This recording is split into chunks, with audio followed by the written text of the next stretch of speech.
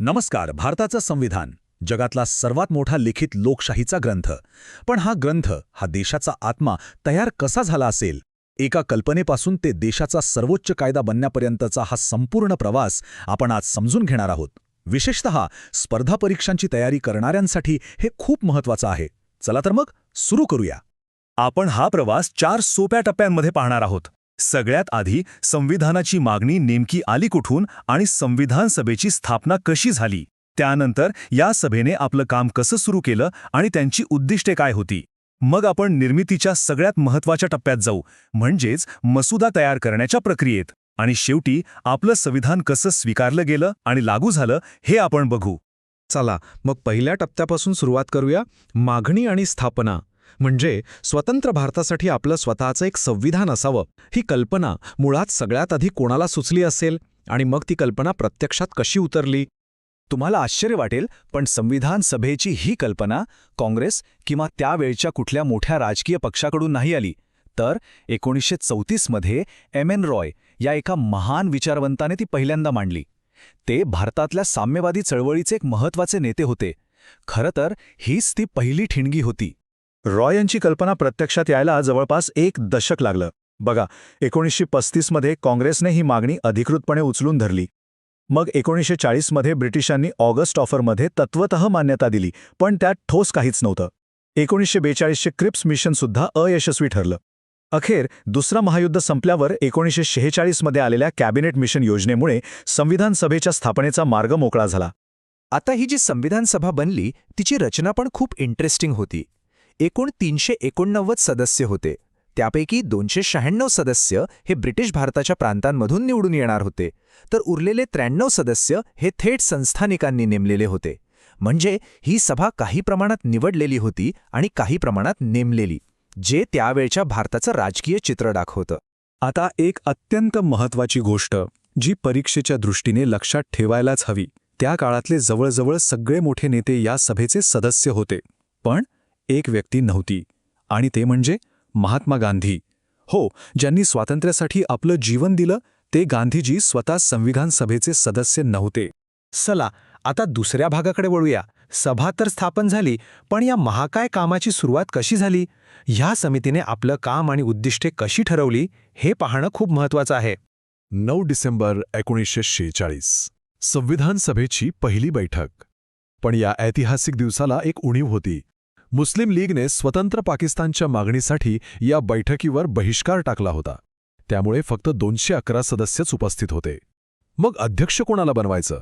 तर फ्रेंच पद्धतीनुसार जे सर्वात ज्येष्ठ सदस्य होते, डॉक्टर सच्चिदानंद सिन्हा यांना सभेचं तात्पुरतं अध्यक्ष बनवण्यात आलं. पण हे तात्पुरते अध्यक्ष होते. 2च दिवसांनी म्हणजे 11 डिसेंबरला सभेने आपले पहिले स्थायी कायमस्वरूपी अध्यक्ष निवडले, आणि ते होते डॉक्टर राजेंद्र प्रसाद.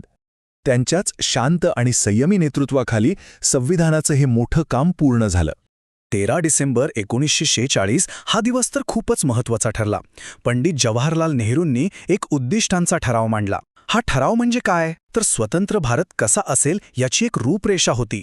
एक स्वप्न होतं की भारत एक सार्वभौम प्रजासत्ताक असेल, आपल्या नागरिकांना न्याय, स्वातंत्र्य, समानता देईल. हा ठराव म्हणजे जणू आपल्या संविधानाचा आत्मा होता, आणि याच ठरावावर आधारित आपली आजची प्रस्तावना आहे.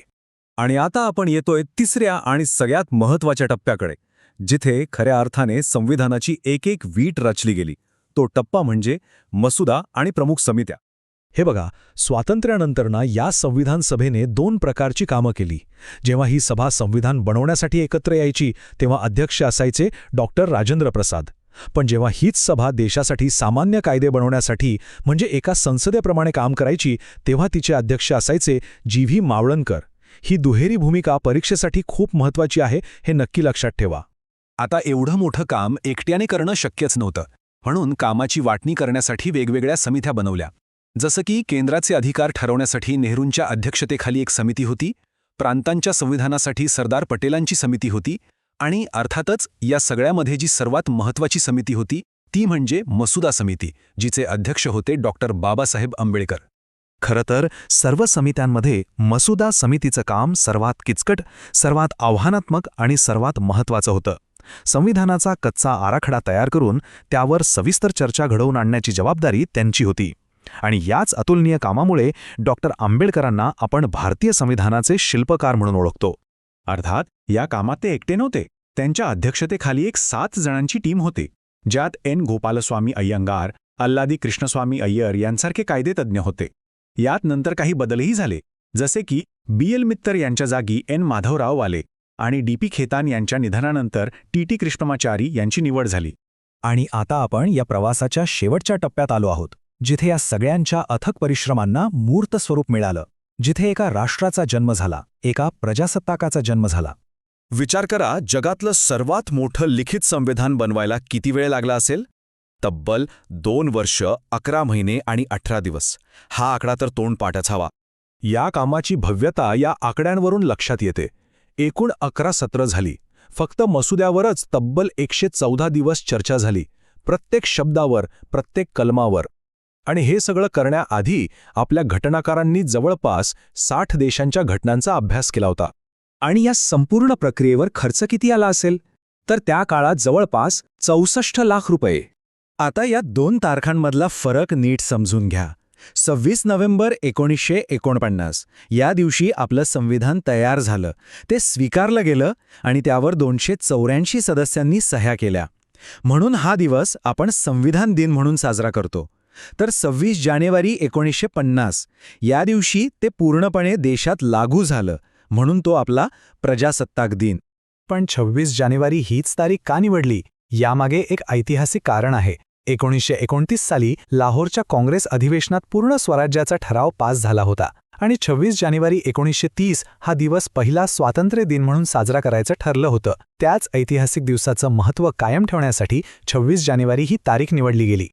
तर असा होता हा आपल्या संविधानाच्या निर्मितीचा एक अविश्वसनीय प्रवास, ज्याने एका विखुरलेल्या देशाला एका कायद्याच्या, एका स्वप्नाच्या धाग्यात बांधलं. पण जाता जाता एक प्रश्न: ज्या शिल्पकारांनी हे संविधान घडवलं, 75 वर्षांपूर्वी त्यांनी पाहिलेली स्वप्न आपण आज कितपत पूर्ण करू शकलो आहोत, यावर नक्की विचार करा.